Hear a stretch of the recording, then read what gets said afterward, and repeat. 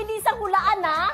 Sinay Itay at Soyang actor na pa-booking sa halagang 1,500 lang. Wala kasing proyekto ito kaya kahit mababa presyo nito ay pumapatol na sa mga bading. Marami nang nakatikim ha?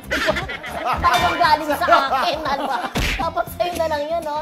Sa kanya, sa ganoon lang halaga. Ayan. Ay, pang young actor na wala kasi project, kaya syempre, may nagpapapansin na bading, pumayag na siya sa amin, 1.5 lang pera, okay lang yan, pwede na yan. Talaga? Sa halagang 1.5, pumapayag na siya. Pumayag na siya. Kaya ay, naku, clue daw, sabi ng mga viewers natin. Gwapo siya, at meron siya ngayon na papanood. Hindi siya napapagay sa pelikula at telebisyon. Kaya no projects at all. Kaya kahit 1.5 pinapatulan lang Pero niya. talagang matindi na ang pangangailangan niya. Oo, no? ganon. Sa halagang 1.5, kumapit na siya sa patalim. Yes.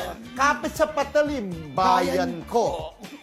Katanungan para kay Cap Pedro. Wala ang iba lang! Ano ka, Pedro Densyo? Tensyo yun.